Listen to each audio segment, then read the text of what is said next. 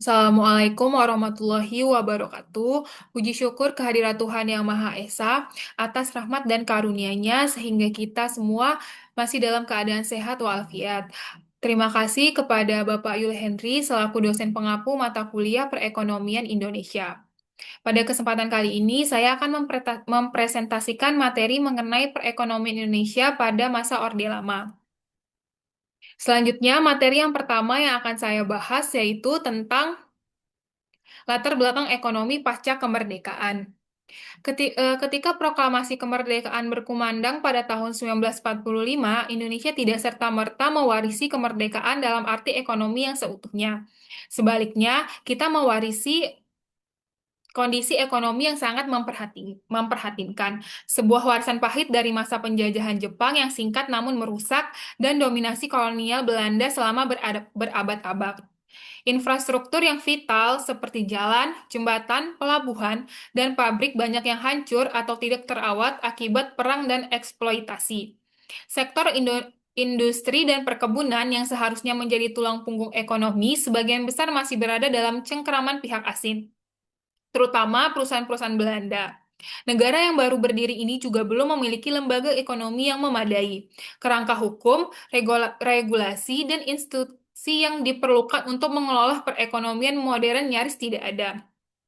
Sistem perpajakan, perbankan, bahkan penetapan mata uang yang sah masih dalam tahap yang sangat tidak stabil dan karut-marut. Permintaan Indonesia yang baru terbentuk belum memiliki cadangan devisa yang kuat maupun sumber pendapatan yang stabil untuk membiayai operasional negara. Ironisnya, di tengah keterbatasan ini, pemerintah harus menghadapi agresi militer Belanda yang berupaya merebut kembali kedaulatan Indonesia untuk membiayai perjuangan kemerdekaan dan kebutuhan dasar negara. Pemerintah terpaksa mencetak uang dalam jumlah yang sangat besar. Keputusan ini meskipun penting untuk mempertahankan kedaulatan, tapi berdampak fatal. Hiperinflasi yang melumpuhkan daya beli masyarakat dan menciptakan kekacauan ekonomi yang mendalam. Tantangan lainnya adalah minimnya sumber daya manusia yang terdidik dan terlatih. Sebagian besar tenaga ahli, manajer, dan pegawai teknik yang cakap masih didominasi oleh warga negara Belanda. Indonesia sebagai bangsa yang baru merdeka belum memiliki cukup kader untuk mengisi birokrasi pemerintahan dan mengelola sektor-sektor ekonomi yang kompleks. Oleh karena itu, pada awal kemerdekaan, fokus utama pemerintahan adalah berganda. Yang pertama yaitu menjaga kedaulatan yang baru direbut sambil secara perlahan membangun fondasi ekonomi yang sangat mendasar dari nol. Ini adalah periode perjuangan yang luar biasa berat di mana setiap kebijakan ekonomi memiliki implikasi langsung terhadap kelangsungan hidup negara. Baiklah, materi selanjutnya yaitu masa demokrasi liberal pada tahun 1950 hingga 1957. Setelah perjuangan panjang dan pengakuan kedaulatan penuh dari Belanda pada tahun 1949, Indonesia memasuki periode yang dikenal sebagai masa demokrasi liberal, yang berlangsung dari tahun 1950 hingga 1957. Masa ini ditandai oleh penerapan sistem parlementer, di mana seringnya pergantian kabinet menjadi ciri khas. Dalam kurun waktu 7 tahun, Indonesia memiliki 7 perdana menteri dengan kabinet yang berbeda-beda. Fenomena ini secara inheren menciptakan ketidakstabilan kebijakan, termasuk dalam bidang ekonomi, karena setiap kabinet cenderung memiliki prioritas dan visi yang berbeda, seringkali tanpa keberlanjutan yang jelas dari pendahuluannya. Meskipun sistem politik terbuka dan memungkinkan partisipasi multipartai, pemerintahan pada masa ini cenderung tidak efektif dan tidak fokus pada program pembangunan jangka panjang yang konsisten. Berbagai upaya untuk merancang kerangka pembangunan ekonomi memang dilakukan, seperti Rancangan Urgensi Pembangunan atau RUP yang dikenal dengan program Benteng, untuk mendorong pengusaha pribumi dan rencana pembangunan 5 tahun pada tahun 1956 hingga 1960. Namun, implementasi dari rencana-rencana ambisius ini jauh dari kata berhasil. Faktor utama kegagalan adalah lemahnya koordinasi antara lembaga pemerintahan yang seringkali bersaing, serta keterbatasan dana pembangunan yang kronis. Sumber daya keuangan masih sangat terbatas, menghambat investasi pada sektor-sektor produksi. Pada masa ini pula, terutama setelah konflik diplomatik yang memanas terkait status Irian Barat, Indonesia mulai gencar melaksanakan nasionalisasi terhadap perusahaan-perusahaan milik Belanda. Langkah ini seperti Netherlands Handel Capji atau NHM yang menjadi bank bumi daya bertujuan mulia untuk memperkuat ekonomi nasional dan mengakhiri dominasi asing. Namun, niat baik ini tidak selalu dibarengi dengan peningkatan kapasitas manajerial dan teknis yang memadai dari pihak Indonesia.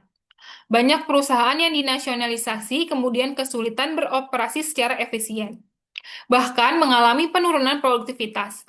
Karena kurangnya pengalaman dan keahlian dalam mengelola aset-aset tersebut, tantangan utama yang dihadapi Indonesia pada masa demokrasi liberal tetap sama dan terus menghantui, yaitu inflasi yang tinggi yang mengerus daya beli masyarakat, rendahnya pendapatan negara yang menghambat belanja publik, serta ketergantungan yang akut terhadap ekspor bahan mentah seperti karet, timah, dan minyak.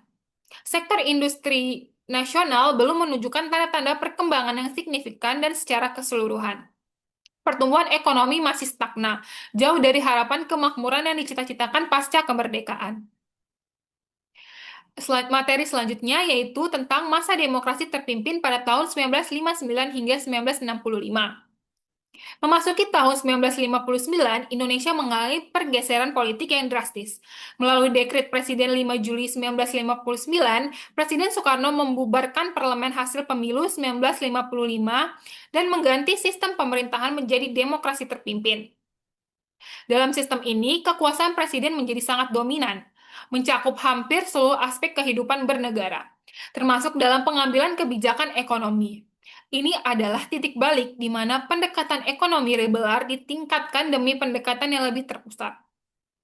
Pemerintah pada masa demokrasi terpimpin menjalankan pendekatan ekonomi komando atau ekonomi yang sangat dikendalikan negara.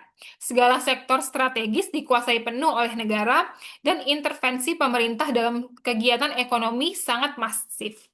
Program-program pembangunan berskala besar diluncurkan.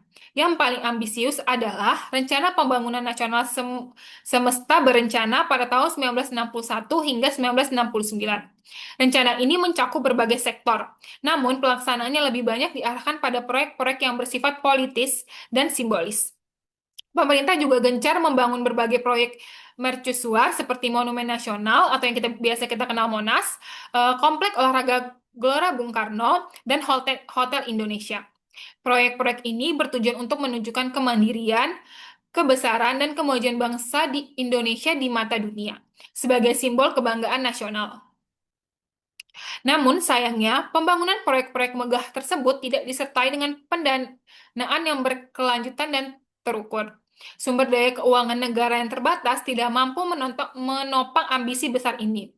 Akibatnya, pemerintah kembali mengambil jalan pintas dengan mencetak uang dalam jumlah yang semakin besar dan tidak terkendali untuk membiayai proyek-proyek tersebut serta belanja negara yang terus membengkak. Keputusan ini ditambah dengan konflik politik internal dan konfrontasi dengan Malaysia, memperburuk kondisi ekonomi secara drastis. Dampaknya sangat fatal, yaitu inflasi meningkat tajam hingga mencapai lebih dari 600% pada tahun 1965. Sebuah angka yang nyaris tak terbayangkan. Situasi ini menyebabkan rakyat kesulitan parah dalam memenuhi kebutuhan dasar sehari-hari. Harga barang-barang pokok meroket tinggi. Nilai uang rupiah jatuh bebas hingga hampir tidak berarti. Dan daya beli masyarakat hancur. Kepercayaan masyarakat terhadap kemampuan pemerintah dalam mengelola ekonomi menurun drastis. Krisis ekonomi yang mendalam ini bukan hanya masalah angka, tetapi juga memperparah kondisi sosial dan politik yang sudah sangat tegang, menciptakan ketidakpuasan meluas di kalangan masyarakat. Puncak dari krisis ini adalah pengelolaan besar yang terjadi pada tahun 1965 hingga 1966, yang akhirnya memicu peralihan kekuasaan secara fundamental ke Orde Baru. Baiklah, berikut materi yang dapat saya sampaikan, dan dari materi yang telah saya jelaskan dapat saya tarik kesimpulan, yaitu dari seluruh bahwa masa Orde Lama adalah sebuah periode yang benar-benar penuh dengan tantangan, ujian berat, dan pembelajaran berharga dalam membangun fondasi ekonomi Indonesia. Negara yang baru merdeka harus menghadapi kenyataan pahit bahwa ia mewarisi sumber daya yang sangat terbatas. Sekian materi yang dapat saya jelaskan. Saya akhiri presentasi saya. Wabillahi taufiq wal hidayah. Wassalamualaikum warahmatullahi wabarakatuh.